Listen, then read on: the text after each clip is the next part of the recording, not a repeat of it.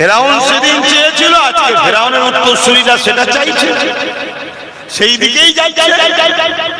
তাই আজকেও যারা এসেছে এরাও ইসলামের বিরোধী করছে না, করে না? দুনিয়ায় এত কিছু হচ্ছে, এত কিছু আছে, কোন জায়গার বাস কোন জায়গা দিয়ে বেরোচ্ছে কোনো হুঁশ নাই, সেই ঘুরিয়ে ফিরিয়ে আমার মসজিদ মাদ্রাসার কিছু না। কেন? এখান থেকে ইনসাফের মেসেজ যায়। বাবেরা, নওজোয়ান তরুণেরা মন্দির শোনে, এই জমিনের উপরে যুগে যুগে ইসলামের উপরে অনেক ঝড় এসেছে, ইসলামের উপরে অনেক অত্যাচার হয়েছে, ইসলাম নিয়ে অনেক মিথ্যাচার হয়েছে, ইসলাম নিয়ে অনেক কটূক্তি হয়েছে, ইসলামকে নিয়ে অনেক নোংরা কথা বলা হয়েছে।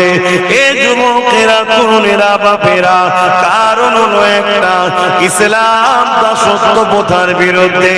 ইসলাম মানুষকে অধিকার দিতে বলেছে। এই যুগে যুগে যুগে যারা ক্ষমতার জোরে মানুষকে কৃতদাস দাসী গোলাম বানাতে চেয়েছে, তারা যুগে যুগে ইসলামকে মিটাবার চেষ্টাও করেছে। যেমন উদাহরণস্বরূপ ফেরাউনের টার্গেট কি ছিল? ফেরাউন চেয়েছিল মানুষ আমাকে খোদা বলে মানবে,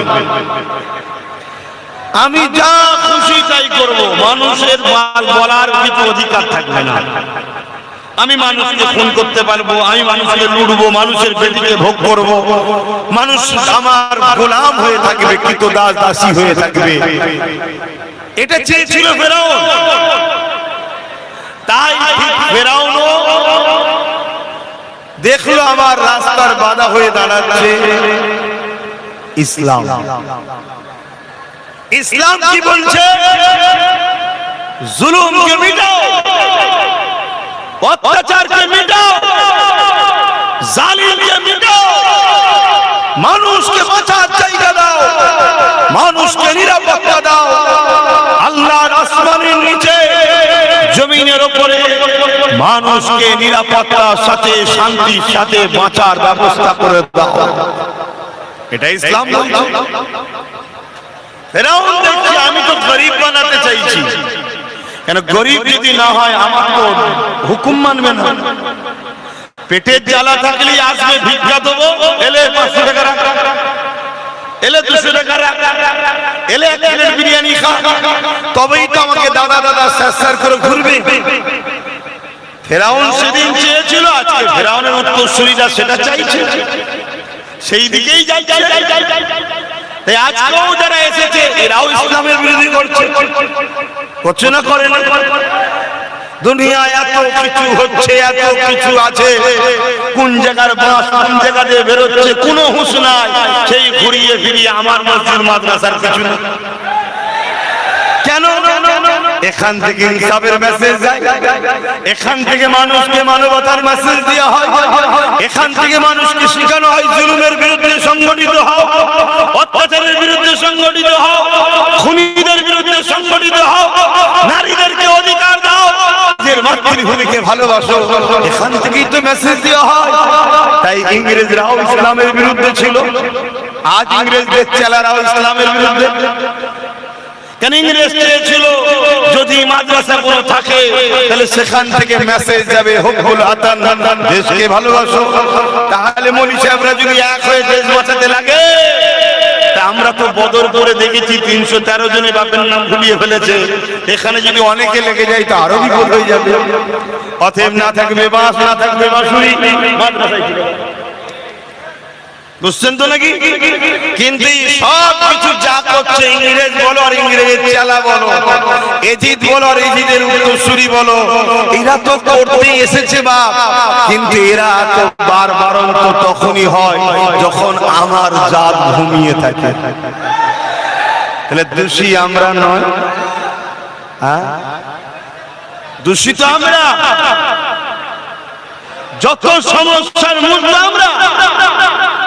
আমরা যদি আমাদের জায়গা বুঝে নিতাম, আমরা যদি আমাদের ডিউটি পালন করতাম, আমাদেরকে আল্লাহ যে কাজ দিয়েছে সেই কাজে যদি কম্প্রোমাইজ না করতাম, কম্পিটিশনে কাউকে জায়গা না ছেড়ে দিয়ে নিজের জায়গায় যদি নিজে বসে থাকতাম, তাহলে আজকে এরা এসে এরকম কাজ করার সাহস দেখাতে পারত না। তাহলে আমরা দৌড় খুলেছি, চোর ঢুকেছে, চুরি করে চলে গেছে। তাহলে এই চুরি করার পিছনে চোরের কাজ তো চুরি করবে, দরজা খুলে চোর ঢুকালাম, মেন আসামি কি আমরা নয়? বাপেরা, নওজওয়ানেরা, তরুণেরা, আল্লাহ পাক ছাড় দিয়েছে, ছেড়ে কাউকে দেয়নি।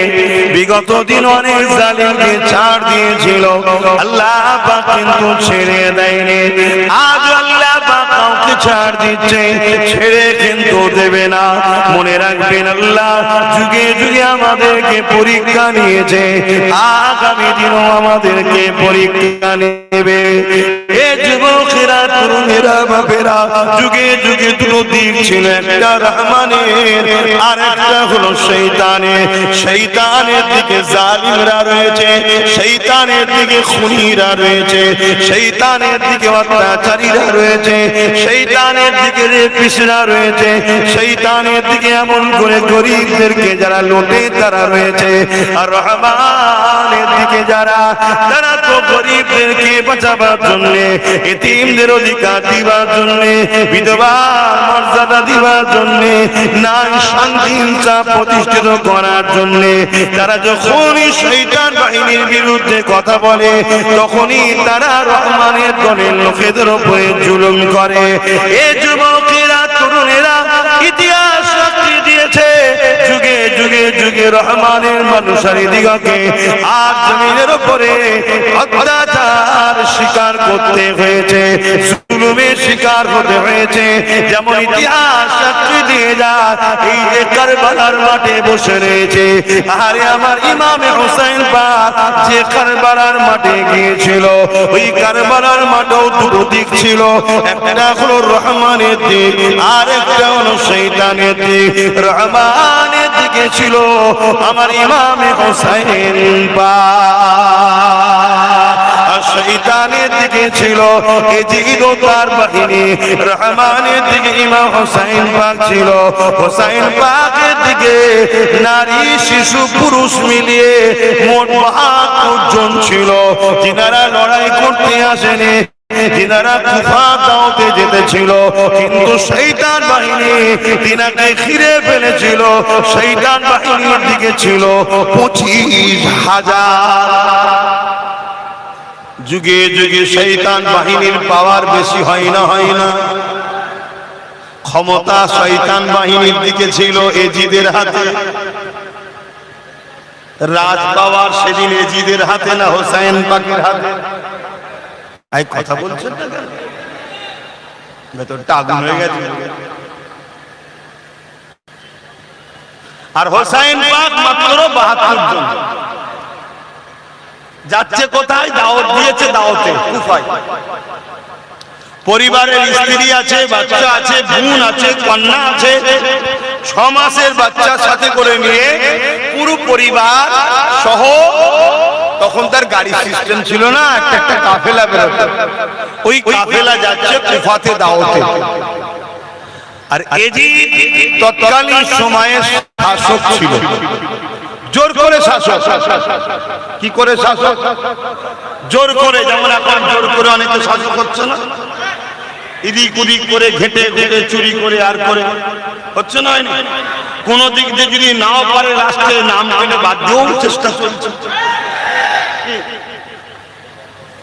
অনেক দিক দিয়ে চেষ্টা চলছে। তা এজিদ এরকম জোর করে বসে গেছিল, ক্ষমতার জোর দেখিয়ে বসে গেছে।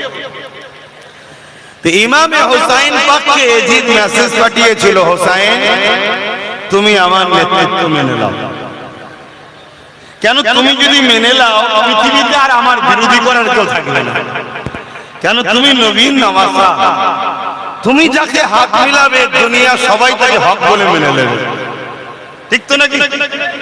আজ যদি কোনো হুজুর, কোনো আলেম, কোনো পীর, কোনো বক্তা, কোনো ইমাম চোর নেতার পাশে বসে, সাধারণ মুসলমান কি বলবে? হুজুর যখন আছে তার মানে ওর চুরিটা জায়েজ ছিল, বুঝলি, ও ঠিক আছে। ঠিক তো নাকি? এই জন্য আজকালকার নেতারাও চেষ্টা করে একটু মৌলী সাহেব, হুজুর সাহেব, কি এটা মুসলিম ধর্ম, আবার অন্য ধর্মের যারা আছে তারাও চেষ্টা করে তাদের যারা ধর্মগুরু আছে যদি পাশে থাকে তাহলে ভাববে মনে সৎ লোক রে, নেতা ধর্মগুরু যখন আছে ভালো লোক। সেদিন এটি চেয়েছিল হোসাইন পাককে কি করে বাগে আনা যায়। ইমাম হোসাইন পাক বলেছে, জি তোমাকে আমার মানতে কোনো অসুবিধা ছিল না, তুমি যদি জালিম না হতে। কেন আমি হোসাইন রাজত্ব দখল করব, রাজা হব, এর শখ আমার নাই। কেন দোনো জাহানটাই হলো আমার নানা জানের, জোরে বলুন সুবহানাল্লাহ। আর আমি হোসাইনকে আল্লাহ জান্নাতের যুবকদের সরদার বানিয়েছে, জোরে বলুন সুবহানাল্লাহ। জান্নাতি হওয়া, জান্নাতের সার্টিফিকেট পাওয়া ভিন্ন বিষয়, আলাদা বিষয়। হোসাইন পাক জান্নাতের যুবকদের সরদারের সার্টিফিকেট পেয়েছে। তার মানে বিনা ইজাজতে হোসাইন পাক, হাসান পাকের বিনা ইজাজতে জান্নাতে কারো থাকা হবে না, সেই পাওয়ার পেয়েছে, জোরে বলুন সুবহানাল্লাহ। হায় বাবেরা, নওজওয়ানেরা মনে রাখেন, যুগে যুগে ইসলামের ক্ষতি করার জন্য জালিম অত্যাচারী শাসকরা চেয়েছে, কিন্তু মনে রাখবেন তারা কিছুই করতে পারে না। কিন্তু ইসলামের অনুসারীদের ক্ষতি হয়েছে, আর এই ক্ষতির পিছনে এক শ্রেণী লোকেদের সহযোগিতার জন্য ওই শ্রেণীটাকে বলা হয় মুনাফিক মুসলমান।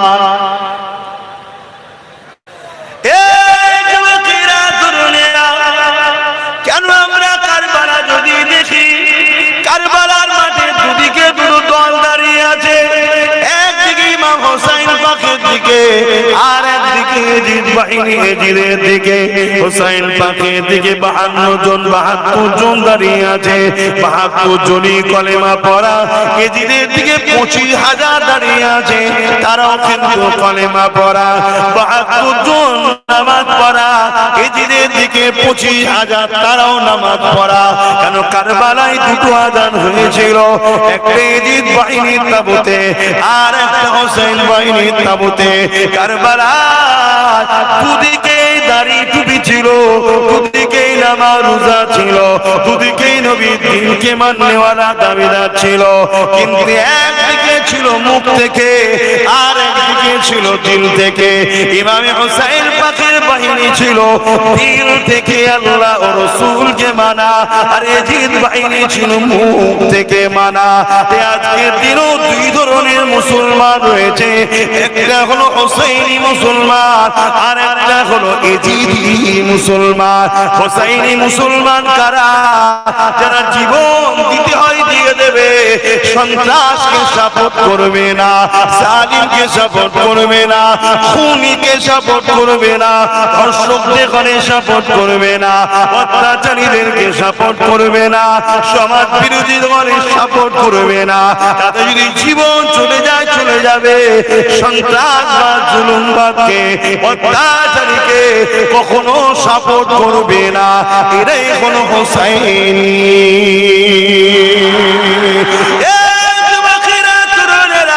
অপরদিকে যিনি কারা, যাদের নামাজ মুসলমান দাবিদার হবে কিন্তু সন্ত্রাস বাহিনীকে সাপোর্ট করবে, খুনিদেরকে সাপোর্ট করবে, অত্যাচারীদেরকে সাপোর্ট করবে, গাদ্দারদের সাপোর্ট করবে, ইসলামের দুশমনদের সাপোর্ট করবে। মনে রেখে দিও, এরা হলো এজিদি। আজও দুই ধরনের মুসলমান আছে না না। আজকে দিনও আমাদের যা ক্ষতি হচ্ছে, এর জন্য কারণ প্রকাশ্য দুশমনকে আগে দেব না, এর কারণ হলো মুনাফিক এজিদি মুসলমান। 6-7 বছর 8 বছর আগে বলেছিলাম মসজিদ চলে যাচ্ছে, মাদ্রাসা চলে যাচ্ছে, বলেছিলাম তো। আমার পিছনে লেগেছিল না লেগেনি? বলেন বল না। আমি যুব সমাজদের ঘরে নিয়ে একটা ঐক্য একতা করেছিলাম, কি পিছনে লেগেছিল না লাগেনি? কারা লেগেছিল? মুনাফিক একদল মুসলমান লেগেছিল না লাগেনি? যখন চুচুড়ার মসজিদে তালা মেরে দিল, মাদ্রাসায় তালা মেরে দিল, নামাজ পড়তে দিল না, আমি সেখানে গিয়ে আন্দোলন করেছিলাম, করে বুঝেছিলাম যত যাই হোক লোহা না হলে লোহা কাটা যায় না। যে পাওয়ারে ওরা আমার মসজিদ মিটাচ্ছে ওই পাওয়ারই আমাদের দরকার, তবেই বাঁচানো সম্ভব। আমি যখন বাংলার অলিতে গলিতে বুঝালাম, মানুষকে বুঝাতে লাগলাম, সমাজকে ভাবাতে লাগলাম যে আসো ঐক্য হও, আমরা কাউকে ক্ষতি করার জন্য ঐক্য করছি না, কারো বিরোধী করার জন্য ঐক্য করছি না, কারো ধর্মকে আঘাত দেওয়ার জন্য ঐক্য করছি না। কেন? অন্যের ধর্মে আঘাত দেওয়া ইসলাম আমাকে নিষেধ করেছে। কিন্তু আমার মা, আমার বোন, আমার বেটি, আমার দিন, আমার মসজিদ, আমার মাদ্রাসা সন্ত্রাসবাদের হাত থেকে বাঁচাবার জন্য ঐক্য করা দরকার ছিল না, ছিল না? কিন্তু সাথ কি দিয়েছে? 91% মুসলমান সাথ দিয়েছে কোরআনের দুশমনকে এবারে 26-এর ভোটে। 91% মুসলমান। 86টা এমএলএ দিয়েছে মুসলমান, 91%। বলো, তার মধ্যে প্রায় 5%-এরও কম বেশি নাম তো বাদ দিয়ে রেখেছে। যদি ওই 5% থাকতো না, ওরাও দিত, তাহলে হয়তো 120-30টার উপরে হয়ে যেত। কথা মাথায় ঢুকছে? আজকে বলো কোন লাভ হচ্ছে? তাহলে সেদিনও ক্ষতি করেছে মুনাফিক মুসলমানরা, আজকেও আমাদেরকে ক্ষতি করছে মুনাফিক মুসলমানরা। সেদিন চুচুড়ার মাদ্রাসা মসজিদে নামাজ বন্ধ হলো, আজকে আমাদের কলকাতার এয়ারপোর্টের মসজিদে নামাজ বন্ধ হলো। যাও হলো না? কোন একজন তো বললো 1 কোটি লোক নিয়ে যাব। এগুলো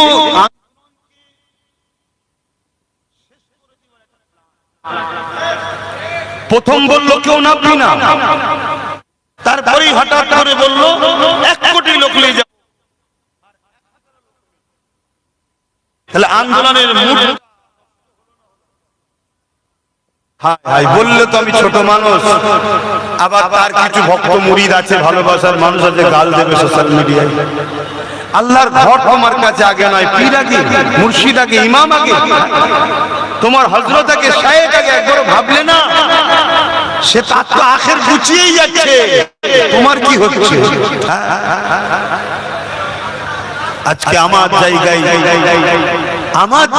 এয়ারপোর্ট হয়েছে, ভালো কথা, আমি ভারতীয়, আমার জায়গায় হবে না তো কার জায়গায় হবে? কিন্তু এতটা জায়গা আমার জায়গায় হয়েছে, তারপরও তুমি জোর করে আমার ঘরের উপরে, আমার ধর্মের উপরে আঘাত দিচ্ছ। সংবিধান যেটাকে নিষেধ করেছে তারপরেও তুমি দিচ্ছ। কেন দিচ্ছ? কেন তুমি জানো এ জাতি বিগড়ে গেছে, এ জাতি ঘুমিয়ে আছে, এ জাতি, এদেরকে যারা পরিচালনা, এদের মধ্যে একটা বড় অংশ তারা আমাদের কিনা গোলাম হয়ে গেছে। তাই তো পারছে কি সালাম করে দোয়া করে। এই দেখেন আওয়াজ এখন নজওয়ান তরুণেরা আল্লাহর ঘরের উপরে আক্রমণটা যুগে যুগে হয়েছে। মনে রাখবেন আয়া সুফিয়া বলে একটা মসজিদ ছিল, সেই মসজিদকে জোর করে দখল করে নেওয়া হয়েছিল। আল্লাহ পাকের ঘরকে বেইজ্জতি করা হয়েছিল। আল্লাহ পাক আবার সময়ের সাথে সাথে পরিবর্তন করে দিল, ক্ষমতা আল্লাহ ফিরিয়ে দিলে আবার আমরা ওই আয়া সুফিয়াকে ফিরিয়ে নিলাম।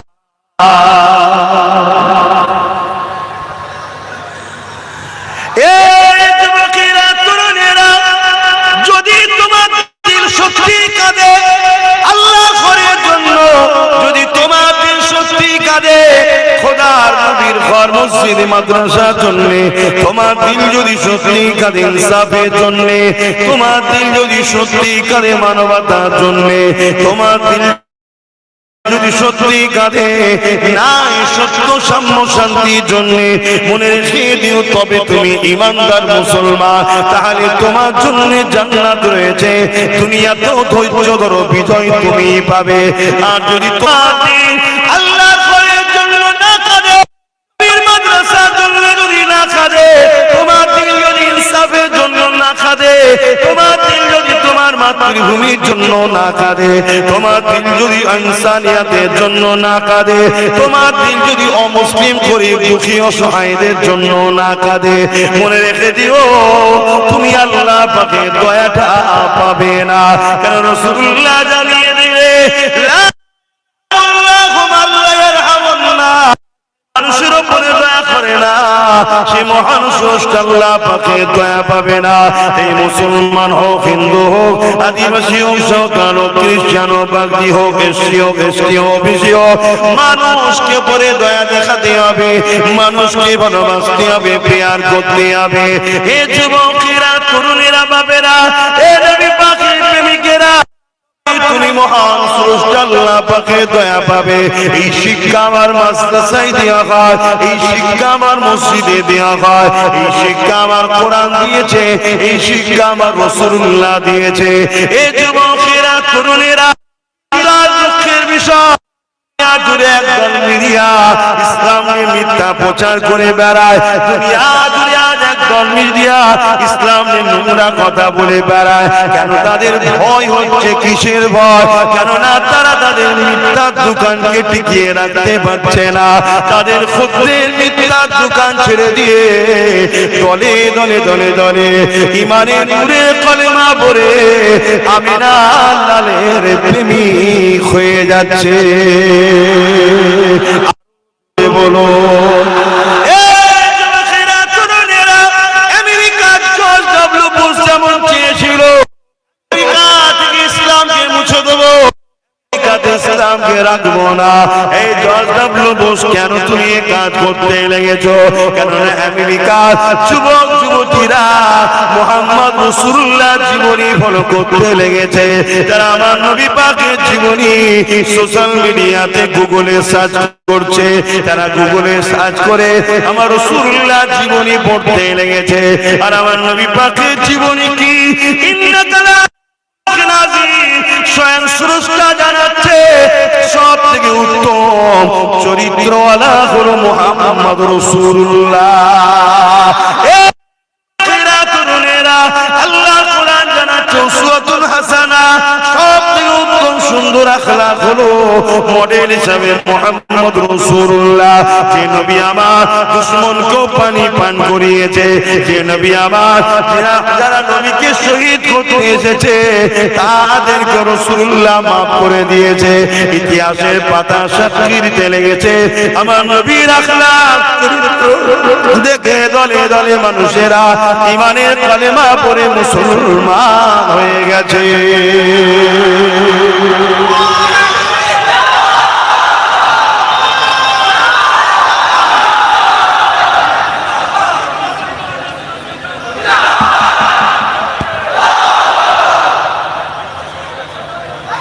আপনারা বলেন না, আপনারা বলেন।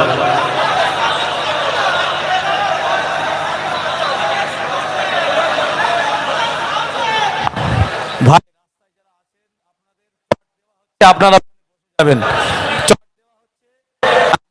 বসে যাবেন, বললে ওয়াজ করতে সমস্যা হচ্ছে।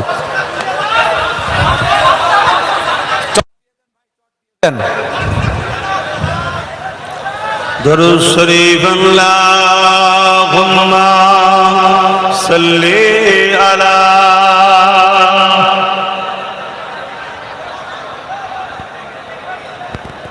ওয়া আলা আলিহি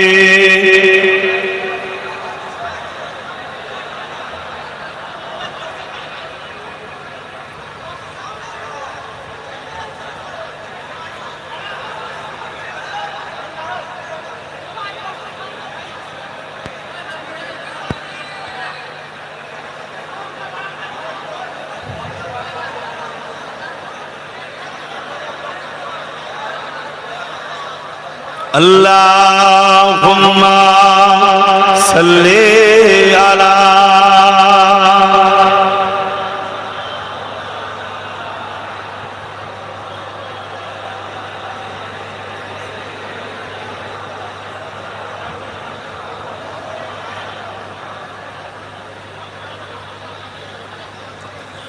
फलक पर चाँद जैसा है नबी का नाम ऐसा है दिलों से गम मिटाता है मोहम्मद नाम ऐसा है फलक पर चाँद जैसा है नबी का नाम ऐसा है दिलों से गम मिटाता है मोहम्मद नाम ऐसा है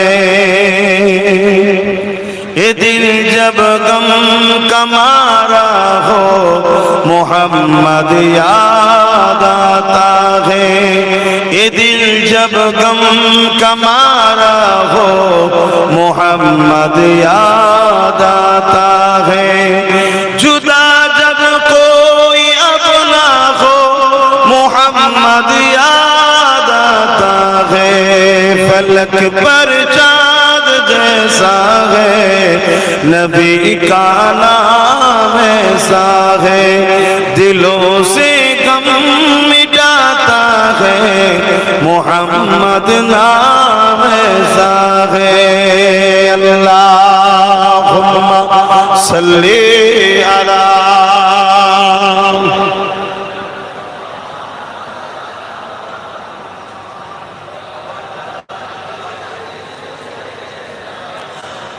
আমার বাপেরা ভাইরা যুগে যুগে আমাদের উপরে অনেক অত্যাচার জুলুম হয়েছে ইতিহাস আজও সাক্ষী দেয় রোম থেকে শুরু করে পারস্য থেকে শুরু করে কেসরা কাইসার থেকে শুরু করে আমেরিকা থেকে ব্রিটেন থেকে ফ্রান্স থেকে শুরু করে পুরো দুনিয়া জুড়ে আমাদেরকে মিটাবার জন্য হাজারো চেষ্টা হয়েছে যেখানে আমাদেরকে মিটাতে গেছে আলহামদুলিল্লাহ হয়তো আমাদের অনেক জীবন চলে গেছে কিন্তু আমাদের জীবন তো আমরা দিতে প্রস্তুত আছি সত্যকে জিন্দার জন্য ঠিক তো নাকি আজ আমরা এখানেও আওয়াজ দিয়ে জানিয়ে দিই যেখানে আমাদেরকে মিটাতে গেছে জীবন হয়তো আমাদের অনেক গেছে কিন্তু আমাদের জীবনের বিনিময়ে সেই জায়গাতে ইসলামের আলো ব্যাপকভাবে ছড়িয়ে যাচ্ছে জোরে বলুন সুবহান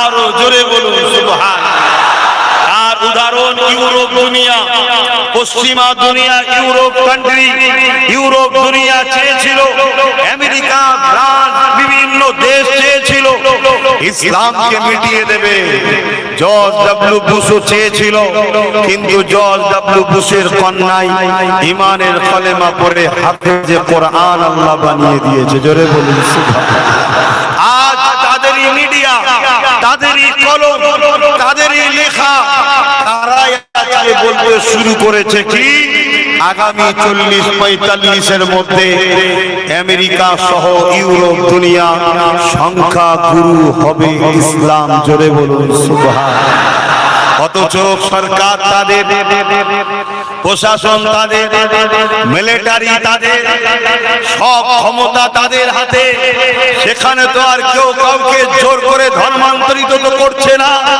সেখানে তো আর জোর করে কেউ বলছে না যে কলেমা পড়ো না হয় মেরে দেবো যেমন আজ আমরা দেখছি স্লোগান না দিলে আমাদেরকে মেরে দেওয়া হচ্ছে সেখানে তো ভাই আমাদের তো কেউ ক্ষমতাই নাই এখানেও আমাদের কেউ ক্ষমতায় নাই সেখানেও কিন্তু তারাই ক্ষমতায় তারাই আমাদের উপরে জুলুম করেছে অত্যাচার করছে কিন্তু ভাই সত্যকে কখনো জুলুম দিয়ে লুকিয়ে রাখা যায় না আলোকে কখনো চামচিকে ডানা দিয়ে রুখে রাখা যায় না ইনসাফকে কখনো পাওয়ার দিয়ে রুখে যাওয়া যায় না ইনসানিয়াতকে কখনো কোন এজিদ ফেরাউন রুখতে পারেনি আর আজকেও পারবে না তাহলে আমার রাসূলের আখলাক চরিত্র আদর্শ নবী পাকের সিরাত জীবনী পড়ছে যেটা হলো কোরআন কানা খুলুক খালাকাল্লাহুল কোরআন, আমার নবীর লাইফ স্টাইল হলো কোরআন। তারা এই কোরআন ও রাসূলকে দেখতে দেখতে তাদের যুবক যুবতী আমেরিকা সহ ইউরোপ ঈমানের কালেমা পড়ে মুহাম্মদ রাসূলকে আইডল মডেল বানাচ্ছে। জোরে বলুন সুবহানাল্লাহ। আরো জোরে বলুন। কিন্তু আজ আমাদের ঘরে যুব সমাজ, তোমরা ইসলামের ঘরে জন্ম নিয়ে, কোরআনের ঘরে জন্ম নিয়ে, দিনের ঘরে জন্ম নিয়ে, হাদিসের ঘরে জন্ম নিয়ে তোমরা আজকে ইসলাম থেকে বেরিয়ে চলে যাচ্ছ। কারণ কি? তোমাদের সোহবতটা খারাপ জায়গায়। তোমাদেরকে সেকুলারের নামে ডেকে, ভালোবাসার নামে ডেকে তোমাদেরকে গুন্ডা বানানো হয়েছে, মাফিয়া বানানো হয়েছে।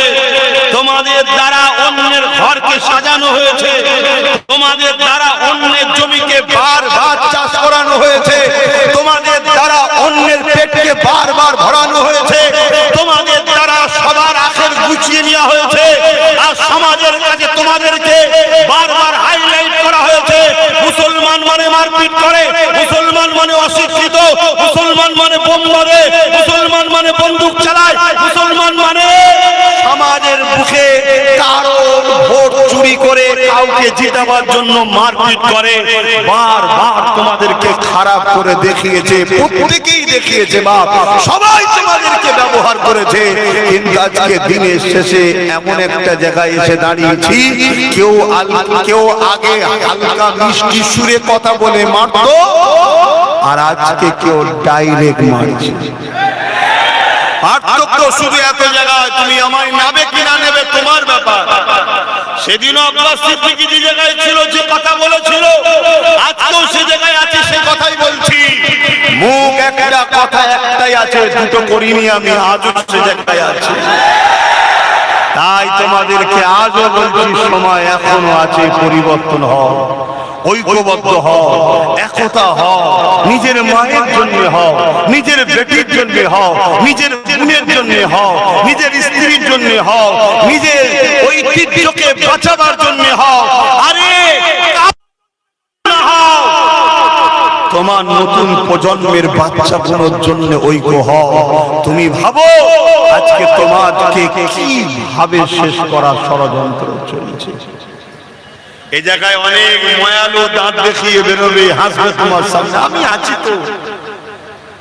অনেক দয়ালু বেরোবে, অনেক মায়ালু বেরোবে। ইতিহাসের পাতা উল্টে দেখা যাবে তারাও কিন্তু ভেতরে ভেতরে ছুরি মেরেছে আমাদেরকে। একটা তারা আমাদেরকে জজ তৈরি করে দেয়নি। কি গো, খারাপ লাগছে? অজস বিজস শুধু বাবারাই করবো নাকি? এতদিন হলো তারা আমাদের ছেলেদের ঘরে আইপিএস আইএস দিয়ে ভিডিও বানাইলে কেন? তারা জানে একটা দিন এদেরকে চুষে যখন সমাজের কাছে খারাপ করে দেবো, কাউকে একজন এসে বসবে এদেরকে সাফাই করার জন্য। সেদিন যদি এদের মধ্যে থেকে জজ বেরিয়ে পড়ে, উকিল বেরিয়ে পড়ে, ডিএম বেরিয়ে পড়ে, ভিডিও বেরিয়ে পড়ে, আইএস আইপিএস এদের যদি বেরিয়ে পড়ে, তাহলে এদেরকে সাফাই করতে অসুবিধে হবে। তাহলে আমাদের দরদি কারা বাপ কেউ আছে? কেউ নেই।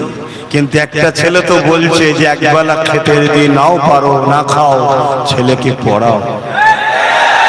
কিন্তু সেই তো তোমাদের দুশ্মন হয়ে গেছে, সেই তো মুসলিম জাতির কাছে এখন কলঙ্ক।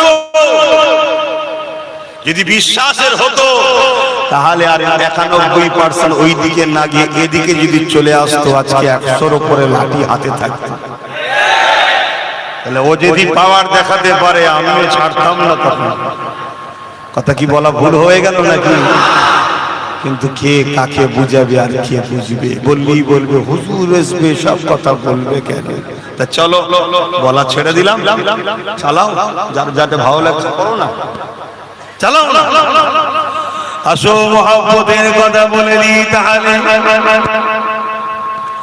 এ যুবকেরা, তরুণ হুজুরেরা বাবেরা আমার নবী পাকের উম্মত উম্মতিরা বাবারা মনে রেখে দিও যুগে যুগে আমাদেরকে পরীক্ষা নিয়েছে আগামী তো নিয়ে হবে আজও নিতে চলেছে কিন্তু আমাকে তোমাকে আল্লাহর প্রেমে পরীক্ষায় দিতে হবে যত কঠিন সমস্যায় পড়ো না কেন যত ভয়ানক জালিমের সামনে থাকো না কেন তোমাকে প্রমাণ করে দিতে হবে আমি তাওহীদের পক্ষে আমি রিসালাতের পক্ষে আমি ইনসাফের পক্ষে আমি মানবতার পক্ষে আমি ইনসানিয়াতের পক্ষে আমি গরিবের পক্ষে আমি বিধবার পক্ষে আমি আমার মাতৃভূমির পক্ষে এটা তোমাকে প্রমাণ করে দিতে হবে আমরা তো ধারণা করে নিয়েছি ধর্ম শুধু আমাকে নামাজ দিয়েছে দাড়ি দিয়েছে টুপি দিয়েছে এই ধারণা তো আমাদের মাথায় ঢুকিয়ে দেওয়া হয়েছে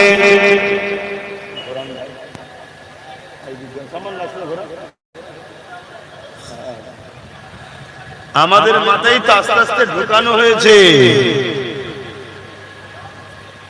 শুনছেন তো কি নামাজ রোজা দাড়ি টুপি মসজিদ বানাও মাদ্রাসা বানাও আর মৌলভী সাহেব তৈরি করো ঢুকানো হয়েছে না হ্যাঁ আমি তো বললে খারাপ হয়ে যাবে একই বয়স একটা লোকের বয়স 100 বছর আর একটা লোকের বয়স 100 বছর একটা লোক 100 বছরে হাজার হাজার স্কুল করেছে তারা তাদের ধর্মস্থানও করেছে কিন্তু পাশাপাশি হাজার হাজার উকিল হাজার হাজার পুলিশ হাজার হাজার ডিএম হাজার হাজার বিডিও হাজার হাজার জজ এমনকি পুরো দেশের মাথা থেকে নিচে পর্যন্ত সব জায়গায় তাদের লোক ঢুকিয়ে দিয়েছে বয়স তার কত 100 বছর অপর আরেকদিকে 100 বছর বয়স তারা কি করেছে শুধু মাদ্রাসার যাকাত তুলেছে আর মাদ্রাসা চালিয়েছে বললেই খারাপ হয়ে যাবে কিন্তু সহ্য করতে হবে কেন বিপদে আজ শুধু তুমি নাই বিপদে আজ আমিও আছি কথা বুঝছেন তো নাকি একবারও ভাবলো না মাদ্রাসার প্রয়োজন আছে কেন মাদ্রাসা ইনসাফ শিখায় ইনসানিয়াত শিখায় মাদ্রাসা দেশের প্রেম শিখায় মাদ্রাসা মায়ের পায়ের তলায় জান্নাত শিখায় মাদ্রাসা নারীদেরকে অধিকার দেওয়া শিখায় বড়দের সম্মান ছোটদের স্নেহ দেওয়া শিখায় কোন কলেজ ভার্সিটি ইউনিভার্সিটিতে শিখায় না লা ইয়ারহামুল্লাহু মান লা ইয়ারহামুন নাস মানুষকে ভালোবাসলে সৃষ্টিকর্তা তোমায় ভালোবাসবে যদি না ভালোবাসো দয়া পাবে না এটা কোন স্কুল কলেজে হয় না মাদ্রাসায় হয় মাদ্রাসা দরকার আছে কিন্তু মাদ্রাসায় পড়াবে আমার 5টা ছেলে 5টাই মাদ্রাসায় পড়বে হ্যাঁ একটা মৌলভী সাহেব হোক না আর একটা ডাক্তার হোক আর একটা উকিল হোক একটা জজ হোক একটা আইএস আইপিএস হোক বা ডিএম হোক বা বিডিও হোক আর ওই মৌলভী সাহেব এই 4 জনকে বসে দিন শিখাবে আর এই 4 জন মোটা অঙ্কের ইনকাম করে তার ভাইকে দেবে হুজুর হিসাবে নজরানা এটা হতো না কথা বলবেন তো ভাই কিন্তু সেটা আমরা করেছি জাগা ফেরা নওজওয়ানেরা আমার আলোচনা আপনাদের পছন্দ নাও হতে পারে কেননা দীর্ঘ 8 বছর ধরে চিৎকার চেঁচামেচি করছি ভাইয়েরা ঐক্য হও একতা হও কারো ক্ষতি করার জন্য নয় তোমাকে মারার জন্য কেউ যদি এক হতে পারে তুমি বাঁচার জন্য কেন এক হবে না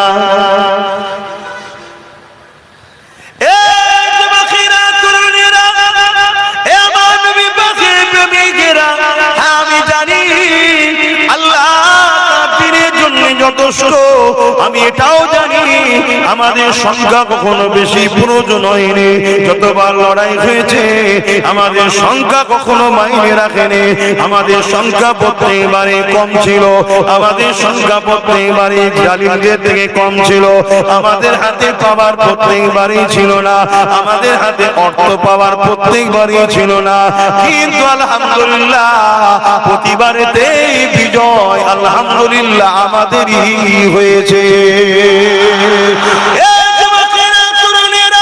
আগামী দিন পুরো বিশ্ব জুড়ে একটা বিষয় লড়াই হবে সেই লড়াই শুরু হয়েছে সবে টুক টুক টুক টুক টুক টুক টুক টুক করে হতে লেগেছে এই লড়াইয়ের শেষটা কি হবে আজ আমি বলে যাচ্ছি, বেঁচে না থাকলেও মিলিয়ে নেবে, ইতিহাস সাক্ষী দেবে ইনশাআল্লাহ।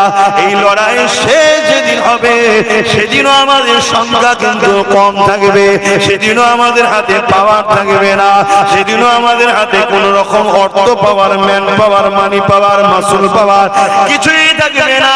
শুধু একটা পাওয়ারের জোরে সেদিন আমরা আবার বিজয় লাভ করব। ওই পাওয়ারটার নাম হলো ইমানের পাওয়ার। ওই পাওয়ারের যিনি নেতৃত্ব দেবেন হযরত ইমাম মেহেদী আলাইহিস সালাম।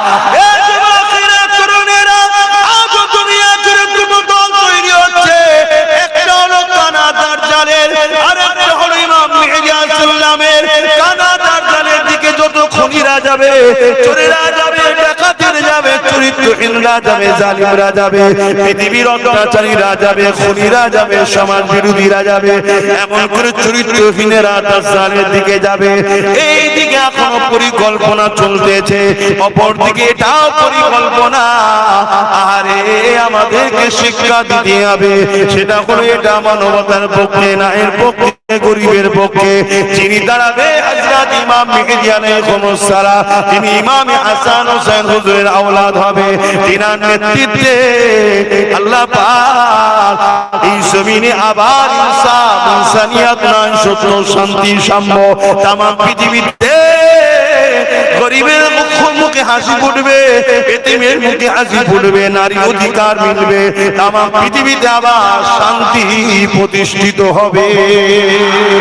আর একটু যদি বলি, কারবালা শুরু করেছে আমার ইমাম হোসেন পাক, লড়াই হয়েছে জালিম শাসকের বিরুদ্ধে, কারবালা চলতেছে, এখন আমরা কারবালাতেই আছি, লড়াই এখনো জারি আছে। আজ এজিদ বাহিনী আছে, হোসেন বাহিনীও আছে, আজও লড়াই জালিম শাসকের সঙ্গে চলতেছে। এই লড়াই চলতে থাকবে, চলতে থাকবে, চলতে থাকবে। যারা জালিম শাসকের সাথ দেবে এজিদ বাহিনী, যারা জালিম শাসকের বিরোধী করবে হোসাইন বাহিনী। এই লড়াই চলতে চলতে এই লড়াইয়ের আখেরি ময়দানে ইমাম হোসাইনের পক্ষে নেতৃত্বে লাগবে আমার হোসাইনেরই আওলাদ ইমাম মেহেদী আলাইহিস সালাম। এই কারবালা শুরু করেছে ইমাম হোসাইন, শেষ ময়দানে বিজয় হবে হোসাইনেরই আওলাদের হাতে।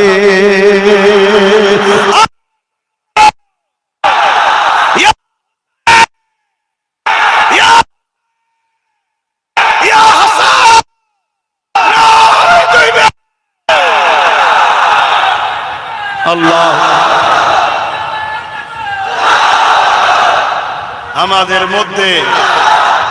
আমাদের মধ্যে গাদ্দার আছে। গাদ্দাররা আমাদেরকে আস্তে আস্তে শুধু বারবার বুঝিয়ে শুনছেন তো, এজিদের দিকে নিয়ে যাবে। কাদের দিকে? এজিদের মধ্যে আবার দুটো কোয়ালিটি এখন তৈরি হয়েছে, একটা হলো সফট, একটা হলো হার্ড। শুনছেন তো, এটা সফট এজিদ, মানে মিষ্টি কথা, নরম কথা বলবে, ভেতরে ভেতরে ঘোরা কাটবে। আর একটা হলো হার্ড, ডাইরেক্ট, এখানে হবে না, চলে যাও অন্য জায়গায়। দেখলেন না বললো, হ্যাঁ, এটা হচ্ছে হার্ড। আব্বা জানরা বুঝছেন? আর সবটা জানেন না? 1100-1200 কোটি টাকা খরচ করবে, আমাদের টাকাও সাথে আছে, আর আমার জায়গায় আমি মসজিদ করব, করতে দেবেন, আর হলো সব। দেখলেন না কিছুদিন আগে হয়েছিল তো নাকি? তাহলে এ থাকা মসজিদ তুলে দিচ্ছে, ও নতুন করে আর হতে দিচ্ছে না। পার্থক্যটা কি আছে ভাই বলুন? আজকে যে বলছে এই করবো, হ্যান করবো, ত্যান করবো, কেন? তুমি তো 15 বছর অনেক কিছু পাওয়ার পেয়েছিলে, কি করেছো বাবা? তো তুমি তো জানো এটা নিয়ে অনেক লড়ালড়ি হচ্ছে, আমার যখন আল্লাহ দিন দিয়েছে আমি এটা নিয়ে কিছু একটা ব্যবস্থা করে যাই, বললেই খারাপ না? অতএব যতক্ষণ না তোমরা, এই আমার নবীর উম্মতেরা শোনো, দাদা পীরের মুরিদরা শোনো, অন্য কোন সিলসিলার মানুষ যদি থাকো, যদি ঈমানদার হও, শোনো একজন ঈমানদার ভাইয়ের কথা, ততক্ষণ পর্যন্ত তোমরা কামিয়াব হতে পারবে না যতক্ষণ পর্যন্ত না তোমার ঘরের গাদ্দারকে চিনতে পারবে। এদের কোনো হাইসিয়ত নেই, এদের কোনো ক্ষমতা নেই, এদের কোনো তাকত নেই তোমাকে সামনাসামনি লড়াই করে ক্ষতি করতে পারে। ইতিহাস বলছি, দুনিয়া শুরু থেকে এই পর্যন্ত আলহামদুলিল্লাহ, অনেকে বলবে দুনিয়া শুরুর ইতিহাস কি জানে? আরে শুরুর ইতিহাস তো দূরের কথা, আমার থেকে আমার বাপ আদম পর্যন্ত প্রত্যেকের বাপের নাম বল দিতে পারবো আলহামদুলিল্লাহ। আমরা সেই ঘরের ছেলে, আমার বাপের নাম, তার বাপের নাম, তার বাপের নাম, তার বাপের নাম, তার বাপের নাম, তার বাপের নাম, তার বাপের নাম, এভাবে বাপ আদম আলাইহিস সালাম পর্যন্ত আমাদের প্রত্যেকের বাপের নাম বলতে পারবো। সে নসব নাম আমাদের আছে। কথা বুঝে আসছে? এটা অহংকার নয়, আল্লাহ শুকর, সেই ঘরের ছেলে বলছে। পৃথিবীর ইতিহাসে কোনোদিন আমাদের বুকে কেউ মারতে পারে, যারাই মেরেছে আমাদের পিঠে মেরেছে। পিঠে কখনো প্রকাশ্য দুশ্মন মারতে পারে না, পাশে থাকা আপনজনরাই মারে। আমাদের যুগে যুগে ক্ষতি আমাদের ভেতরের গাদ্দাররা করেছে। আজকে এই ভেতরের গাদ্দারকে যদি চিনতে পারো তাহলে সব সমস্যার সমাধান হয়ে যাবে। এক জায়গায় 60 টাকা আছে আর এক জায়গায় 40 টাকা আছে। খুব ভালো করে শুনবে, ক্ষমতা আছে এক জায়গায় 60 টাকা আছে আর এক জায়গায় 40 টাকা আছে। 40 টাকাটাকে 4 জন 5 জন মিলে ভাগ করছে। কথা শুনছে? আর 60 টাকার দিকে কারো গুরুত্ব নেই। 40 টাকা যদি তুমি ভাগ না দিয়ে নিজের হাতে রেখে দাও, মানুষের তো একটা টাকার লোভ আছে, আছে না? না, তখন চাপে পড়ে এরা সব 60 টাকা ভাগেতে যাবে।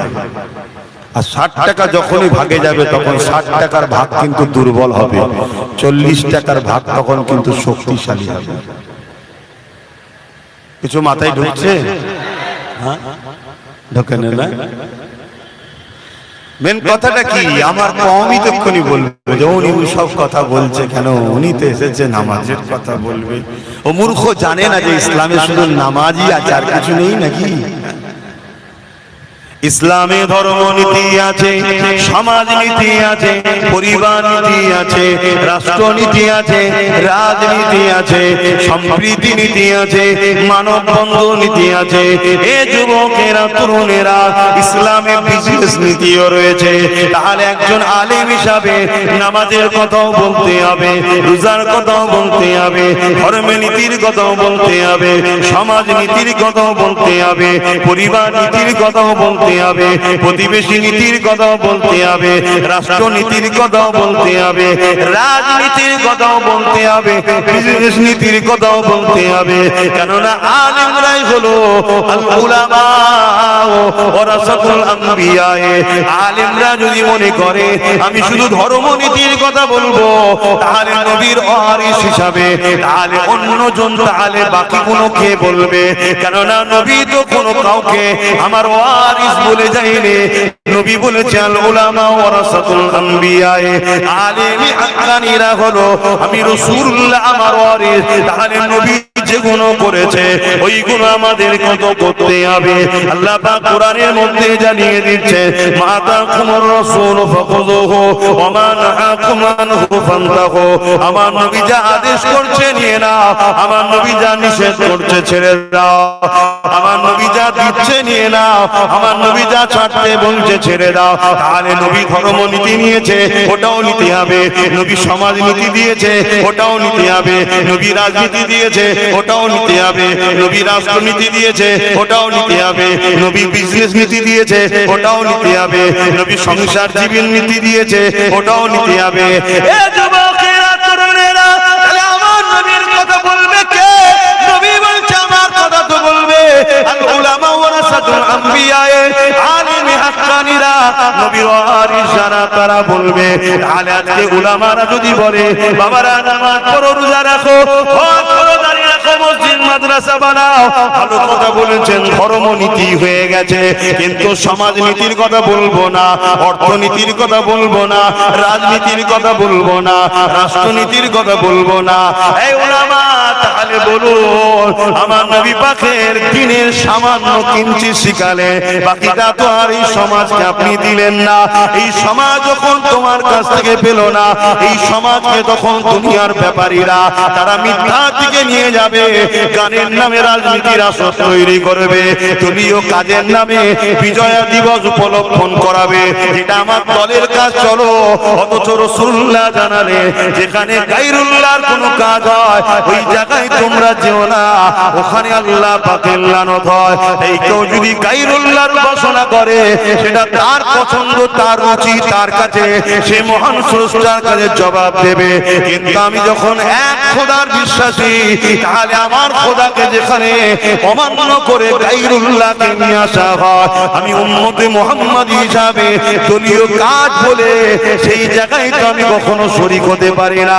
কিন্তু আজকে রাজনীতির নামে তোমাকে আমাকে গায়রুল্লাহর অনুষ্ঠানে নিয়ে যাওয়া হয়েছে। উলামারা আমরা রুখিনি, আমরা তোমাদেরকে বলিনি। আজকে তোমাকে আমাকে এমন এমন স্লোগান দিয়েছে দলীয় কাজের নামে, যে স্লোগানে তোমার আমার কুফরি হয়েছে, ঈমানটা চলে যাচ্ছে। তোমাকে আমাকে তাই বুঝাতে হবে, আসো দুনিয়াদারি করতে হবে, ধর্মনীতি করতে হবে, সংসার করতে হবে, রাষ্ট্র চালাতে হবে, সৎ করতে হবে। কিন্তু মনে রেখে দিও মডেল হবে শুধুমাত্র একজন, উসওয়াতুন হাসানা মুহাম্মদ রাসূলুল্লাহ।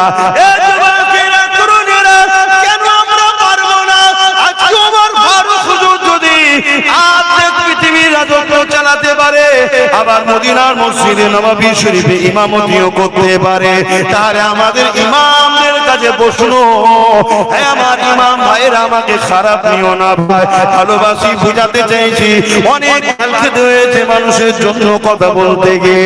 আজকে যদি একজন ইমাম তিনি মদিনার নববীতে নামাজ পড়ার, নাম তার ওমর ফারুক, ইমামতি করে, আবার আর্থিক পৃথিবীর শাসন দায়িত্ব পালন করে, এবং শাসন প্রশাসন এমন শাসন দায়িত্ব পালন করেছে, বাঘা ছাগলে এক হাঁটে পানি খেয়েছে, এমন শাসন ব্যবস্থা করেছে তিনার রাজত্বকালেতে একটা চুরি কখনো হয়নি, তিনার রাজত্বকালে কোনো ধর্ষণ হয়নি, তিনার রাজত্বকালে কোনো নাগরিক কোনো পূজা খিদাতে ঘুমায়নি, তিনার রাজত্বকালে কোনো মানুষের উপরে বেইনসাফি হয়নি, তিনার রাজত্বকালে কোনো মানুষকে কোনো মানুষ ফট চিটিংবাজি করবে, বোকা বানাবে, এটা করতে পারেনি।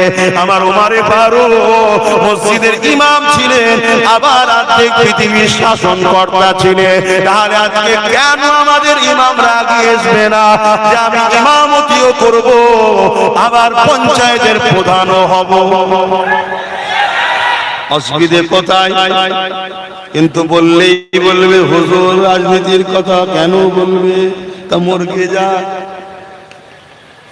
আমি তো খারাপ লোক, এজন্য থাকতে চাইছি না। তো খারাপ হয়ে খারাপ আলাদা থাকি বাবা।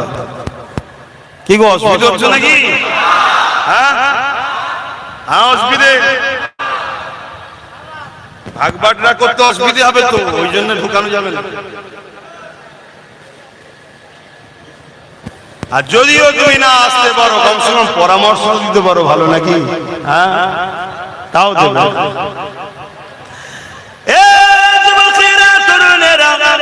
আসেন আর গুণীগত কথা বলে যায়, আমাদের উপরে কত জুলুম যুগে যুগে হয়েছে।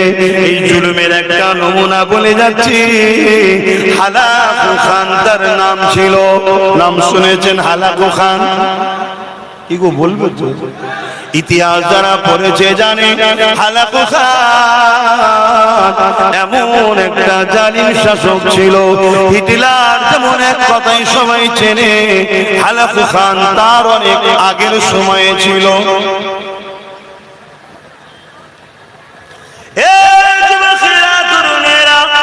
মিশরের উপরে হামলা করলো, মিশরের মুসলমানদেরকে এত মারা মেরেছে, এত মারা মেরেছে, মানুষের রক্তেতে নদীর পানি লাল হয়ে গেছে। মুসলমানকে এত মেরেছে, মুসলমানের মাথার কল্লাগুলোকে কেটেছে, এটেলে ইটের যেমন আমরা ঘর তৈরি করি সাজাই, মুসলমানের মাথাগুলোকে সাজিয়ে সাজিয়ে সাজিয়ে সাজিয়ে বড় বড় প্রাসাদ তৈরি করেছে। কিন্তু শুনে রেখে দেন, দিনের শেষে রেজাল্টটা ঠিক হলো, রেজাল্টের ফয়সালা হলো আলাকু খান উঠে গেছে। আজও 200 কোটি মুসলমান বেঁচে আছে।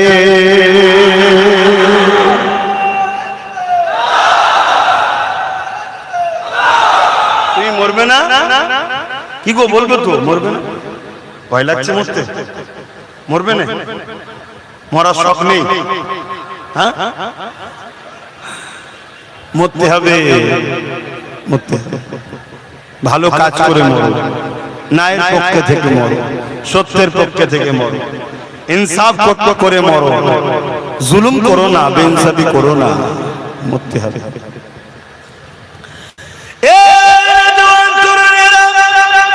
চিঙ্গিস খান নাম শুনেছে, বাগদাদের মাদ্রাসাগুলোকে মিটিয়ে দিবার জন্য হামলা করেছিল। মাদ্রাসাকে উপরে হামলা করে মাদ্রাসাগুলোকে ভেঙে দিয়েছিল, মাদ্রাসার ছাত্রগুলোকে কতলেআম করে রক্তাক্ত করে দিয়েছিল। এই যুবকেরা, তরুণেরা, বাপেরা, এ নবী পাকের প্রেমিকেরা, চিঙ্গিস খান এত অত্যাচার, এত জুলুম করেছে। সব জায়গাগুলোকে দখল করতো, কোনো ঘর বাড়ি, মানুষ, গাছপালা, পশু পাখি কিছুই রাখতো না, সব পুড়িয়ে মেরে শেষ করে দিত। এত বড় জালিম শাসক ছিল। ওই বাগদাদে হামলা করলো, বাগদাদের মাদ্রাসা ছাত্রগুলোকে কতলেআম করে দিল। 300 ছাত্রকে, 300 উস্তাদকে নিয়ে এমন করে 3টে লাইনে সীমাবদ্ধ করে দাঁড় করিয়ে দিল, 3টে লাইনে কাতার দিয়ে দাঁড় করিয়ে দিল। 100 100 100 3টে কাতারে 100 100 করে 300 জনকে দাঁড় করিয়ে দেওয়া হলো। এই 300 জনকে দাঁড় করিয়ে দিয়ে চিঙ্গিস খান আজ এসে বলছে, এ মুসলমান, এ উলামায়ে হক, দিনেরা, তোমরা কেন ভয় খাচ্ছ না? কি খাচ্ছ না? দূর বাবা,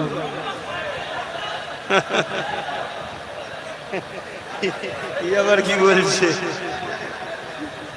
সর্বনাশের কথা। এই শোন, এটা বলে দিয়ে চলে যাবো। এখানে ওয়াজ করা যাবে, এখানে ওয়াজ করা যাবে না, গরম খুব,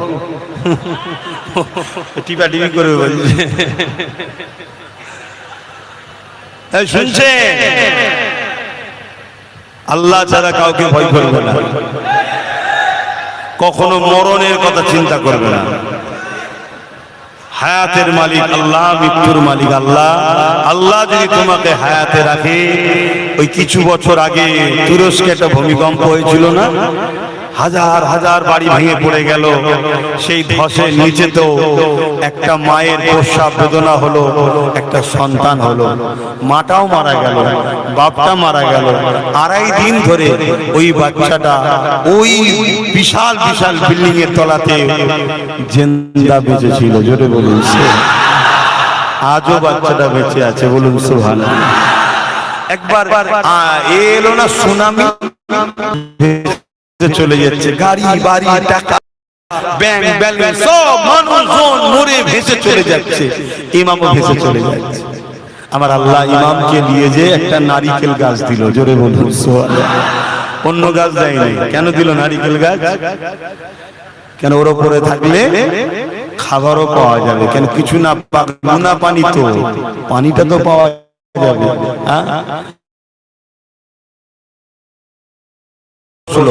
স্রোতের মতো গাছ বেরিয়ে চলে যাচ্ছে। যেতে যেতে যেতে যেতে যখন সব স্বামী থেমে গেল, আর গেল অনেকদিন পর, আর এরকম যখন জাহাজ সব বেরিয়েছে, আল্লাহ জাহাজকে ওই দিকেই নিয়ে গেলেন। সব কন্ট্রোল তার হাতে রে বাবা, সব কন্ট্রোল তার হাতে। হাই হাই, আজকেও যা কিছু হচ্ছে সব কন্ট্রোল তার হাতে। এর মধ্যে অনেক পরীক্ষা আছে, সে কিন্তু আম সমাজে বলার মতো নয়, কিন্তু সব ভুল বুঝবে। সমস্যা তো এটা, আপনারা সেইভাবে তো বিশ্বাস করেন না, না যেভাবে আপনার আব্বারা বিশ্বাস করতো মাদ্রাসাতে ঘরে। এখন সব সন্দেহ করে, সমস্যা তো এটাই। আর না হয় আপনি যদি আমাকে বলেন, আমি তো ভালো কিছু দেখতে পাচ্ছি, আমি খারাপ কিছু দেখতে পাচ্ছি না, আমি ভালো কিছু দেখতে পাচ্ছি। কথা বুঝলেন? কেন আমি জানি ব্যথা যদি না বাড়ে সন্তান হবে না, ব্যথার দরকার আছে, ঠিক তো নাকি? ব্যথা যখন হতে হতে হতে হতে চরম ব্যথা হয়ে যাবে, তখন কষ্টটা হয়তো সহ্য করা অনেক কঠিন, কিন্তু এটাও ঠিক কথা, আর দেরি নয়, এবারে অতিথি আসবে। জোরে বলুন সুবহানাল্লাহ, তাই তো নাকি? তা আমাদেরও ব্যথা ৭৯ বছর ধরে হচ্ছে, হালকা হালকা হালকা হালকা হচ্ছে। প্রথমে যারা ছিল একটু হালকা, তারপরে আরেকটু হালকা বা একটু বেশি, তারপরে আরেকটু বেশি, এখন পুরো ডাইরেক্ট ব্যথা উঠে গেছে। কথা বুঝে আসছে? এ ব্যথা চরম ব্যথা, এর থেকে তো বড় ব্যথার কেউ নেই। কি এ ব্যথার ভয়টা এতদিন ছিলাম আমরা, বুঝছেন তো নাকি? হ্যাঁ, খুব ভালো বুঝে সবার লাগে।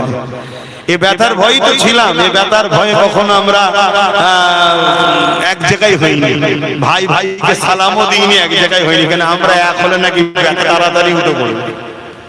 কথা বুঝে আসছে? আরে আগে যদি ব্যথা উঠতো আরো লাভ হতো, শুনছেন? কিন্তু এখন যখন ব্যথা উঠেছে, এখন তো অনেক দিন হয়ে গেছে, আমরাও তো অনেক দুর্বল হয়ে গেছি। আগে তবু আরো সবল ছিলাম না, কিন্তু আমাদেরকে দুর্বল করানোর জন্যই শুধু অপেক্ষা করিয়েছে। যখন আমরা দুর্বল হয়ে গেছি, সবাই মিলেই ব্যথাকে তুলেছে। খেয়াল করে দেখুন না, সবাইকে জিজ্ঞেস করুন, হারা তো 30 জন ছিলি, হঠাৎ করে 10 জন 20 জন গেল কোথায়? বলবে ব্যথার দিকে। ওকে জিজ্ঞেস করো, ভাই তোর তো এতদিন সব সাথী ছিল, 40 জন ছিলিস তো তোরা, আজকে 10 জন 30 জন গেল কোথায়? বলবে ব্যথার দিকে। তো সবাই মিলেই তো ওই দিকে পাঠিয়েছে বলেই তো ও বেশি হয়েছে। এখন সব পাঠিয়ে দিয়ে আবার আমাদের ঘরে মজা করে চুষার জন্য আবার আসে, ঘুরঘুর করছে, দেখছেন না? শুধু আমাদের এখানে ঘুরঘুর করছে, কেন ওখানে জানা? আর এখানে ঘুরঘুর করে শুরু ভয় দেখাচ্ছে, এই হবে, হানাবে, টানাবে। আরে আমরা তো নেই ওদের সাথে, আমাদেরকে বুঝাচ্ছিস কেন?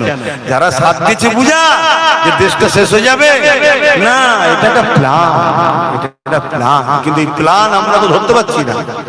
তো সেই জায়গায় ব্যথা এখন চরমে, কষ্ট হয়তো অনেক বেশি হবে, অনেক মসজিদ চলে যাবে, অনেক মাদ্রাসা চলে যাবে, অনেক ভাই চলে যাবে, অনেক বোন চলে যাবে, ঠিক তো নাকি? কিন্তু কোরবানির পরেই তো ইতিহাস তৈরি হয় নাকি? এইবারে ব্যথা যখন চরম উঠেছে, যদি আমরা বুঝতে পারি, আর যদি এরকম না থেকে এরকম হতে পারি, তাহলে কিন্তু চিন্তার কোনো কারণ নেই। এরপরেই নতুন অতিথি আসবে, আমরা আগামী দিন আসছি। যদি বুঝার হয়, আর না বুঝার হলে ছিলাম কড়াতে, পরিচিত চুলোতে, আবার চুলো থেকে উঠে কারো কড়াই না ঘুরে যায়। কেন অনেকে কড়ালে ঘুরছে দেখছি তো, আমার কাছে খবর যাচ্ছে, বললে তো অনেকে কষ্ট পাবে। অনেক ভাই ছিলেন তো ঘরে ঢুকে গেছিলেন, আমার সব ভালোবাসা ছেলেরা মার ধর খেয়ে আর করে কেস কামারি খেয়ে সব হাত ধরে আর করে টেনে বার করলো, আই ভাই আই ভাই। এখন আবার দেখছি তারাই আমার ভালোবাসা গুলোকে আমার ঘর ভাঙাতে চাই। আরে এত দুনিয়ায় রয়েছে বাবা, যাকে খুশি দিয়ে সংসার কর না, সে আমার গুণকে নিয়ে সংসার করবে, তার সমস্যা নয়। এজন্যই বললাম যে 60 টাকা বেশি রে বাবা, ওখানে ভাগ বসা, এখানে অল্প আছে, এখানে কেন ভাগ বসাচ্ছি? ওখানে ভাগ বসা। আর আমরা যদি এখান থেকে ভাগ দিয়ে দিই, তাহলে এদের পেট ভরে যাবে, ওখানে যাবে না। এখান থেকে ভাগ দেননি, থালাই পড়লে বিড়ালো যেমন গাছে ওঠে, ওইখানে গিয়ে ভাগ বসাতে যাবে। ওখানে ভাগ করলেই, বুঝছেন না, চিৎপাতা হয়ে যাবে। বুঝার যদি হও, আর না বুঝার হলে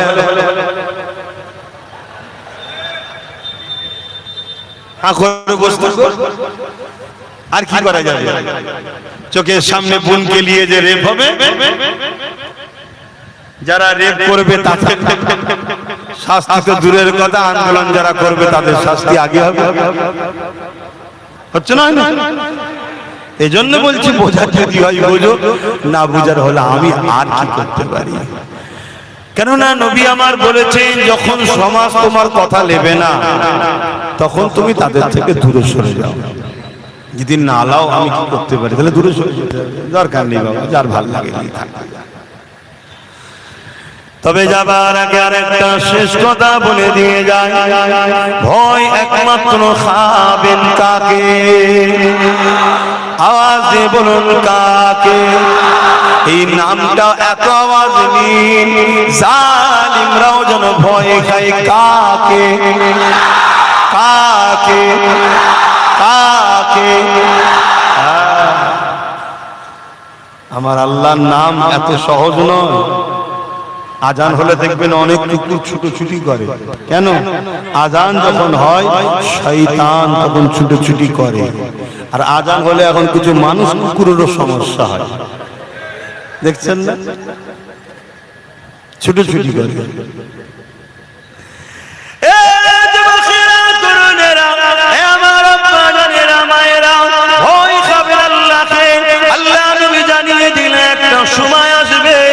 আমার উম্মতেরা প্রচুর মার খাবে। মন্দি হাদিসটা শুনে সাহাবা হুজুররা জিজ্ঞাসা করলে, ইয়া রাসূলুল্লাহ হাবিবাল্লাহ, আমার ভাইদের সংখ্যা কি কম হবে? আল্লাহ নবী বললেন, না, সংখ্যা তাদের কম হবে না। নবী বলেছে সংখ্যা কম হবে না, আমাদের সংখ্যা কি কম? যদি কম হতো তাহলে নাম বাদ দিতে লাগতো। তো জানে নাম বাদ না দিলে আসতে পারবে না। নাম বাদ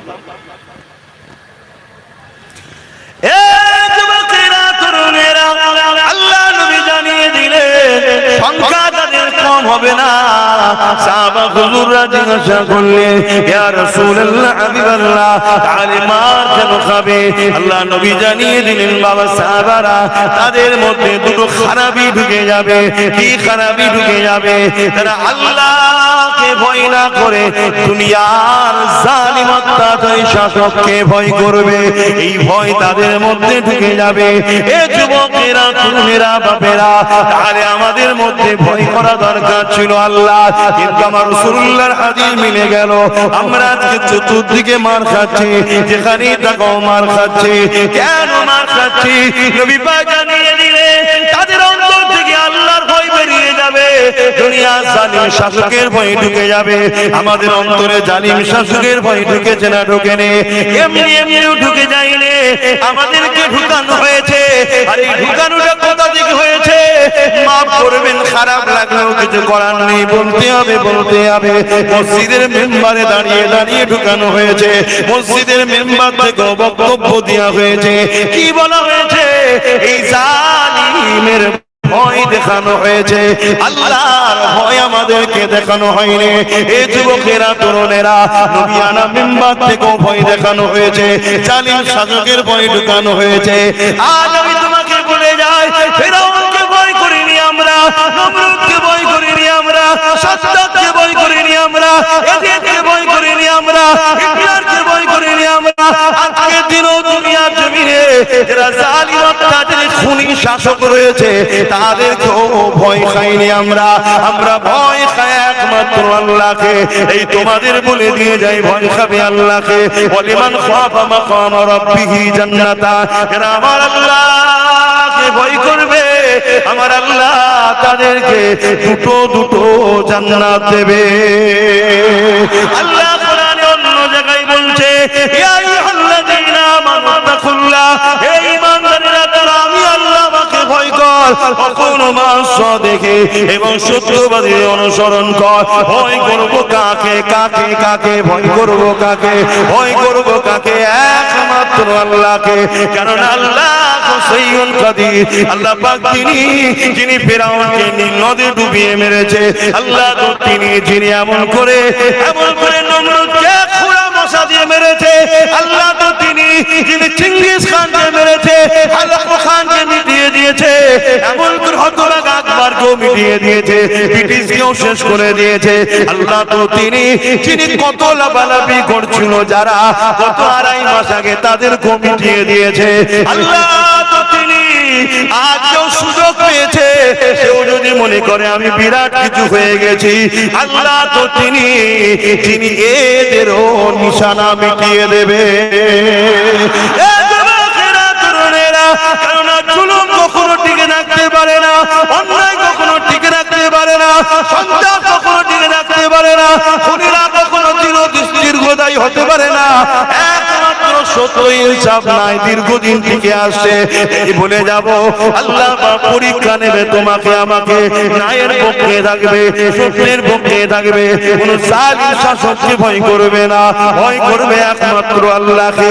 আল্লাহ যারা অন্য কারো কাছে মাথা নত করবে না, আল্লাহ যারা অন্য কারো কাছে কোনো কিছু আশাও করবে না। সব কিছু দিবার মালিককে। তরুণেরা, কোন দেশে যদি পারমাণবিক বোম থাকে, যেমন আমার দেশে রয়েছে, মোল্লা বানিয়েছে। কে বানিয়েছে? মোল্লা বানিয়েছে। এমন করে পারমাণবিক বোমা রয়েছে, যেটা শুরুটা মাদ্রাসা থেকে হয়েছে।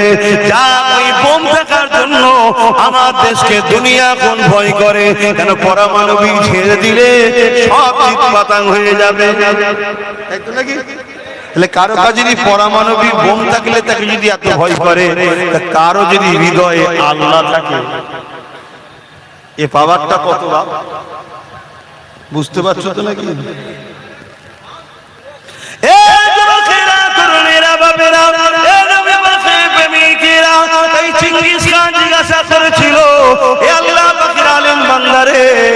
এতগুলো বাচ্চাকে মেরে ফেললাম, কই তোমাদের তো ভয় লাগছে না কেন?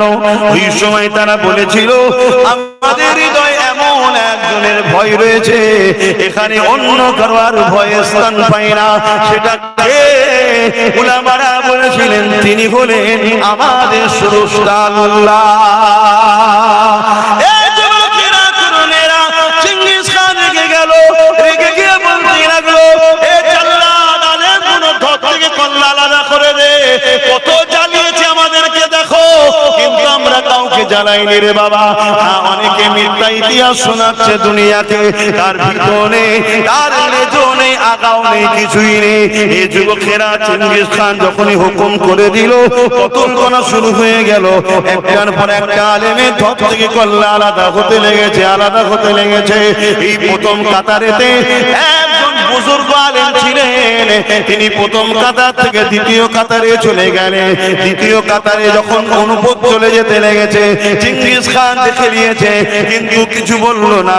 99 জন প্রথম কাতারে আলেমকে কতল করে দেওয়া হলো, কেন একজন তো দ্বিতীয় কাতারে চলে গেছে। এখন দ্বিতীয় কাতারে 101 জন হয়ে গেছে। আবার চিঙ্গিস খান হুকুম করে দিল জাল্লাদকে, দ্বিতীয় কাতারে উলামাদেরকে কতল করো।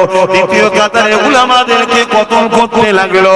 এই কতল ধর থেকে কল্লাগুলো আলাদা হচ্ছে, কিন্তু পাশের আলেমরা একটুখানি ভয় খাচ্ছে না। এই যুবকেরা, তরুণেরা, কারণ আমাদের তো পুরস্কার শুরু হয় মৃত্যুর পর থেকে। এই শাহাদাতের মরণ, এটা সব থেকে বড় নিয়ামতের মরণ। কেন যারা শহীদ হয়, আল্লাহ তাদেরকে বেহিসাব জান্নাতি বানায়। এই যুবকেরা, তরুণেরা, বাপেরা, আমার নবী পাকের গোলামেরা, শুনে রেখে দাও, ও নবী পাকের দিওয়ানারা, এইভাবে দ্বিতীয় কাতারে যখন উলামাদেরকে কতল করছে, ওই প্রথম কাতারের বুজুর্গ উলামাটা দ্বিতীয় কাতারে চলে গেল। দ্বিতীয় কাতারে যখন যেতে লেগেছে, ওই সময় দ্বিতীয় কাতারেও 100 জনকে কতল করে দেওয়া হলো। দ্বিতীয় কাতারে এখন 101 জন রয়েছে। চিঙ্গিস খান আগিয়ে এসে ওই বুজুর্গ উলামার সামনে দাঁড়িয়েছে, দাঁড়িয়ে গিয়ে বলতে লেগেছে, এবারে তুমি কোন কাতারে যাবে? প্রথম কাতার থেকে দ্বিতীয় কাতার, দ্বিতীয় কাতার থেকে তৃতীয় কাতার, এখনো সময় আছে, আমাদের দিকে চলে আসো। এবারে তুমি কোথায় যাবে বলো? ওই সময় বুজুর্গ উলামা কি বলেছিলেন? হে চিঙ্গিস খান, আমার আল্লাহ আছে। আরো জোরে বলুন সুবহান।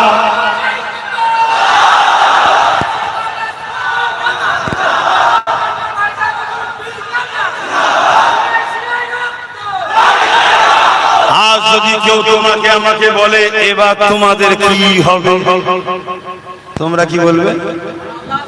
জোরে বলো। কিন্তু এইটা তো আজকে বলছো, হাকিকাতে বলো। টিপার সময় মনে থাকে যে আল্লাহ আছে, তখন খেয়াল থাকে? তখন তো এক জালিমের হাত থেকে বাঁচার জন্য আরেক জালিমের সাথ দাও। হ্যাঁ, এতদিন আমরা ইসলামের গোপন দুশমনদের সাথ দিয়েছি। বলো বলো বলো, দিয়েছো না দিওনি?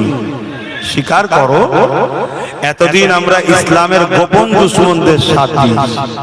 হ্যাঁ, ইসলামকে আঘাত দেয় যারা, এদের কাছে প্রিয় তারা।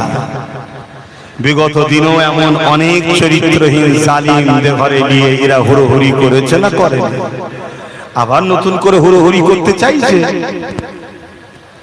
কারণ কি? ইসলামকে আঘাত দেয় যারা, ইসলামের দুশমনদের আপনজন তারা। এটা কমন ব্যাপার, এটা বুঝতে এত দেরি হয়? গত দিনেও তো অনেকে নিয়ে হুড়োহুড়ি করেছিল, আজকে আবার নতুন করে হুড়োহুড়ির একটা প্ল্যান চলছে। খবর রাখো তো নাকি চলছে? কিন্তু আমরা গত দিনে কি বলে বন্ধু সেজে গোপন দুশমনকে সাথ দিয়েছি না দিইনি? বলবেন তো? কেউ বলেছিল কোরআন মিটে যাবে, আমার উন্নতি মিটবে না, সে কি দুশমন নয়? সাথ দিয়েছি না দিইনি? আল্লাহ বলছে যখন গোপন দুশমনকে এত ভালো লাগে, তো এবারে একটা প্রকাশ্য দুশমনী সামনে দিয়েছে। সেই বলছে খাওয়া বন্ধ,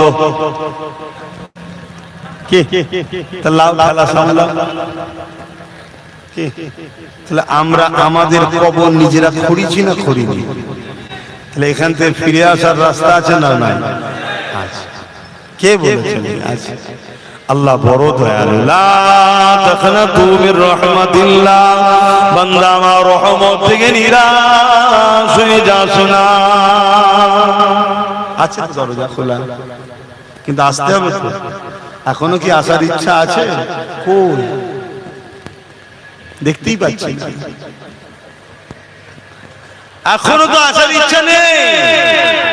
সেদিন একটা মুরব্বী গেছে, আমি আব্বা অনেক কিছু করেছ আব্বা, আর নয় বা ছেলেগুলো করুক, পিছন থেকে পরামর্শ দিই। বলছে না না না, ও ছেলেগুলোকে বলেন যেন আমাদের দিকে চলে আসে। আমি আল্লাহ তোমার হাতে হিদায়েতের পাওয়ার, কপাল যদি ফাটা হয় পরিবর্তন হওয়ার রাস্তা নাই।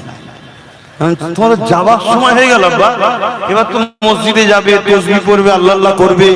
হ্যাঁ, প্রতিবেশী পাড়া প্রতিবেশী সব আত্মীয় স্বজনের বাড়ি বাড়ি ঘুরতে যাবে। হ্যাঁ বাবা ভালো আছিস? কেন আত্মীয়তা বজায় রাখলে হায়াত বাড়ে। জোরে বলুন সুবহানাল্লাহ। কুটুম বাড়ি, মেয়ের বাড়ি, ছেলের কি বলে বিয়াই বাড়ি, কুটুম আছে না, একটু যাবে, দুদিন কাটালো, দুদিন কাটালো, একটু মনটা ফ্রি থাকবে, তা না। আবার সব কথা শুনছেন? আমি সব মুরব্বীকে বলছি, যে বলেছেন তার কথা বলছি। আবার সব যেচ্ছে, আবার যদি কিছু করে খাওয়া যায়, তাহলে বলো আমরা মার খাওয়া দরকার আছে না নাই? আল্লাহ ঠিক করছে, আল্লাহ ঠিক, আল্লাহ কিছু ভুল করেনি। অনেক সময় দেখা যায় আমরা আল্লাহ ভুলে যাই, আল্লাহ কঠিন বিমার দেয়। বিমারের চোটে দেখবেন সে ফিরে এসে আল্লাহ আল্লাহ করে, আল্লাহ আল্লাহ করে, আল্লাহ আল্লাহ করে। এই বিমারটা দিয়ে আল্লাহ ঠিক করেছে না ভুল করেছে? জোরে বলুন। ঠিক করেছে। তা আমরা এত দূরে সরে গেছি, তা আল্লাহ হয়তো এটাও তো হতে পারে যে আমাদেরকে পরিবর্তন করার জন্যই দেখাচ্ছে যে দেখ তোদের গাফলতির জন্য আজকে আমার ঘর চলে যাচ্ছে। আমার ঘর চলে যাওয়াতে আমি আল্লাহ আমার কিছু যায় আসে না। তোরা কি জানিস না, আমার বাবলিতে প্রথম আঘাত যে করেছিল আমি আল্লাহ, তার দ্বারা 100 মসজিদ বানিয়ে নিচ্ছে। আমি হলাম সেই আল্লাহ। জোরে বলুন সুবহানাল্লাহ। অতএব আমার কোনো অসুবিধা নেই, আমি তোর ওই ঘরে থাকি না, আমার ইবাদত করা হয় তাই আমার ঘর বলা হয়। মসজিদ যদি পুরো পৃথিবী থেকেও মুছে দেওয়া হয়, আমার আল্লাহর কোনো অসুবিধা আছে ভাই? জোরে বলো। কিন্তু আমাদের দুগালে তো চুনকালি, আল্লাহর ঘরে হেফাজত করতে পারলি না। আর এই হেফাজতের জন্য সর্বপ্রথম যে দায়িত্বটা হলো, সেই দায়িত্বটা হলো নিজেকে মসজিদের সঙ্গে জুড়ে রাখা। আমরা তো রাখি না, বলেন বলছি। মসজিদ গুলো গেলে দেখলে কি দেখা যায়?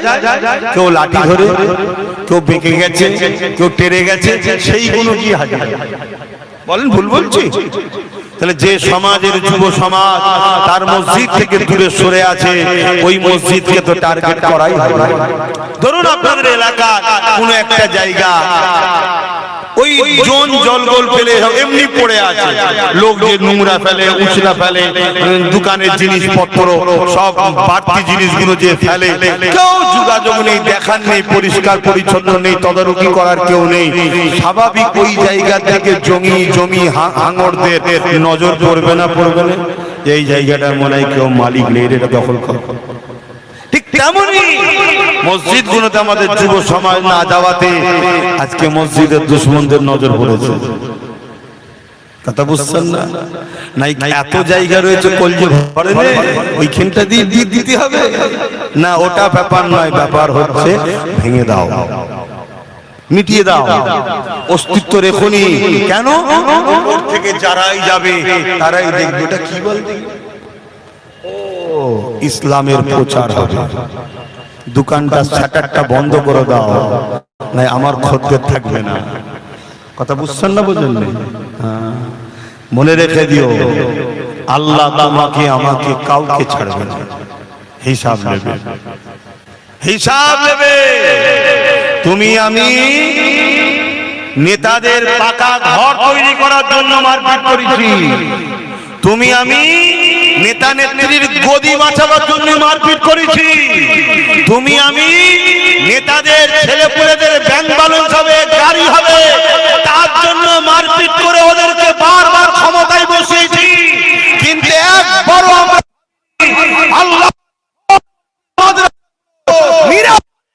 থাকবে এ কথা উম্মতে মুহাম্মাদি তুমি আমি ভাবিনি। তাহলে তোমার আমার বিপদে আল্লাহ সাথ দেবে আশা করছো কেন? এখনো সময় আছে, সংগঠিত হও, ঐক্যবদ্ধ হও। কোন জিনিস করার আগে প্ল্যান তৈরি করা হয়, তাই তো নাকি? একটা ঘর হবে, তারা ব্লু প্ল্যান হয় না কি? তোমাকেও সেই প্ল্যান তৈরি করা হবে। তোমাদের তো কোনো প্ল্যানই নেই। ডান দিক যেতে বললে বাঁ দিকে যাও, বাঁ দিক বললে ডান দিকে যাও।